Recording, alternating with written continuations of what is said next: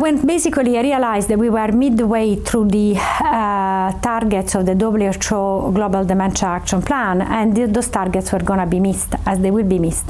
So we launched the campaign in order to start having a direct link to governments and telling government by government, why are you not doing this and how can we help?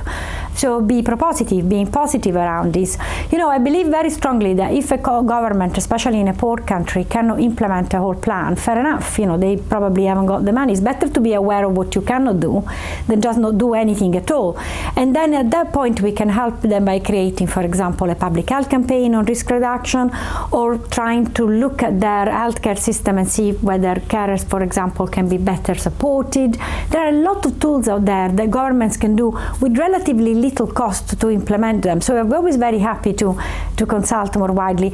Governments in higher income countries will ask for us, for example, to look at what other high income countries are doing and what projects have been successful, what initiatives have actually caused the positive changes. So we're always happy to help with that. So What's Your Plan had two phases. The first phase was a silent phase. We asked our members which one of them wanted to work with us in sensitizing their government. We got about 45 members, so 45 nations coming back. We started working on those 45, and then we had a lot of really positive and useful meetings with a number of governments as a consequence of this more diplomatic phase, in which I wrote a lot of letters and we had a lot of meetings. And some countries developed a report because of that, which was great. We also did some level of awareness by speaking more in those countries and doing more kind of public awareness ourselves.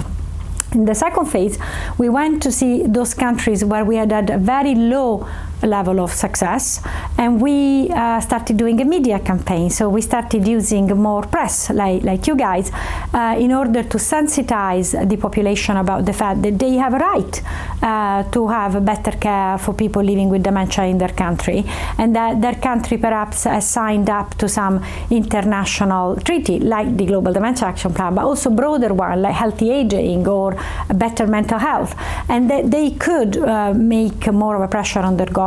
So we went on television in those countries. We did the first campaign in the Caribbean. It was all virtual, and we did it entirely by speaking on the press and going on interviews, sometimes at very strange times of the day or the morning or the evening. But that also had a very positive outcome, and at least 3 governments responded as a consequence of that.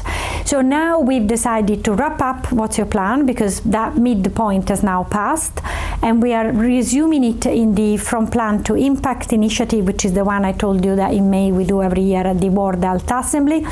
And so we will continue to do that. But the targets of the Global Dementia Action Plan are not going to be met. Both us and the WHO acknowledge that. So now the entirety of our work in 2024 and 2025, I should have told you that earlier, is going to be focused on trying to have a renewal of the Global Dementia Action Plan. Because without an international treaty, then we cannot go government by government and say, why aren't you thinking about this?